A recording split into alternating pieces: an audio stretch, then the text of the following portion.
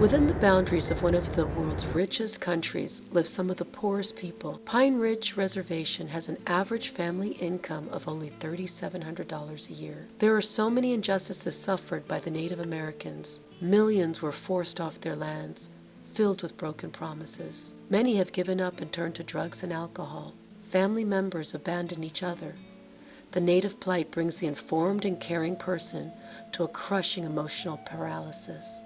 This is what's going on, and this is why what's going on is vital.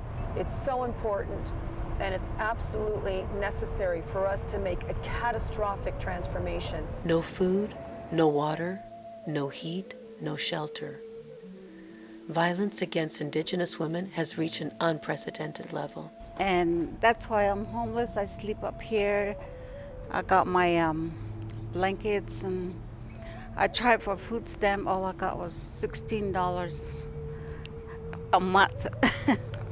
You've got to take care of this because this is your house, this truck. Yes, it is. She's so compassionate. She's asking us to help the other people. Meanwhile, she gets $16 a month for food. The woman of the Native American people is the heart of the family, and we need to help support them restore that heart that they carry for their families. I applied for a house to have built in the Navajo reservation. That's almost 20 years now. I haven't got anything yet. Women here are prisoners. We're prisoners. That's how I feel. If we don't have no say-so, but as you grow up as a woman, our voice don't matter. Why? Around here, if you've been sexually assaulted, if you've been verbally, physically, traumatizedly assaulted, you won't have a voice.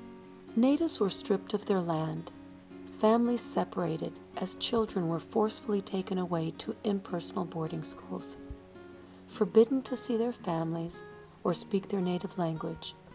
Being indigenous was considered inferior. Sexual abuse, disease, and death continued to be prevalent, resulting in traumatic childhood trauma, leaving a massive cycle of fear and abandonment.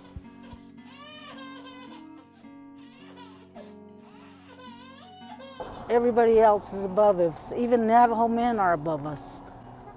How do we remind the children that they're loved and that they don't need to commit suicide? How do we remind the mother to build and instill these values in their children?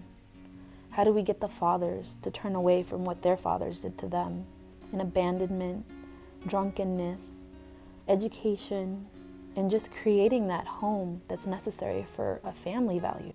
My father passed away and I never knew him when I was a baby, and my mother was never around due to drug abuse and passed away, unfortunately, to those ailments. My husband attempted suicide 3 times, and on those occasions I was there. I was the only one there.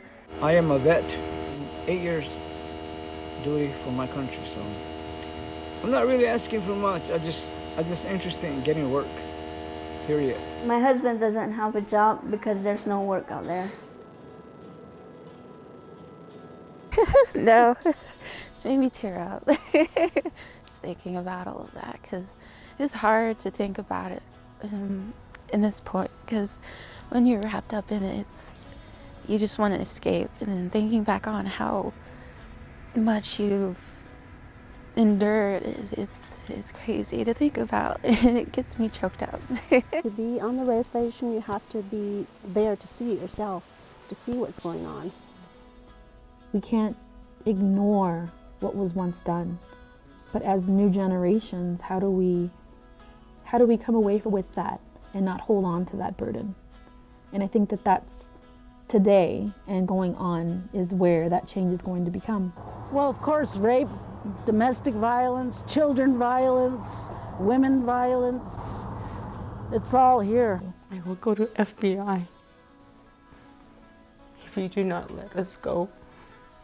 I will report you that you're trying to touch our own daughter. So he loaded the gun and he sat there and he told me, okay, go ahead, there's the door. Of my youngest son, who had a concussion, and nobody notified us, which the school was supposed to notify the parents if something would happen in that school. For the youth, we have a chance to give them a new future and a new hope. And nobody ever stepped in order to at least acknowledge, you know, this child has been hurt. What can we do is just to become the voice, to assist financially, to assist educationally, to assist in means of trusting institutes that they can rely on. And if you love, you know, your children, there's nothing else. That's it. That's what we're lacking, is love. I grew up in a dysfunctional home, like many Native youth go through. Introducing an empowering women's program, the 48-hour intensive. Transforming generational despair into forgiveness, love, and inner peace once again. Healing the nation's hearts.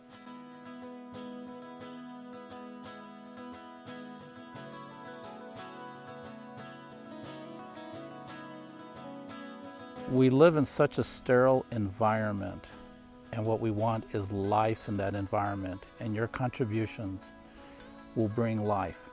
Love is the healing medicine. Love is the answer. Help us empower others to grow. Ayuinchne, which means I love you, I appreciate you, everything about you is good. The 48-hour intensive is a caring outreach program. Each participant is coached to explore life's challenges and bring light to generational abuse by unlocking the past which weighs us down and healing the terrified little child inside. Each participant will receive a love donation at the end of the course. Please help us prevent suicide, lift depression, reignite spirits, and liberate self-love.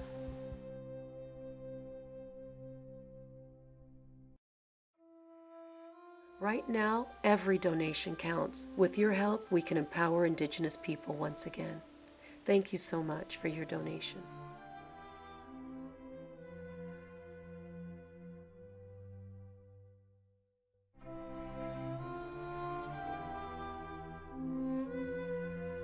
We give thanks for your time.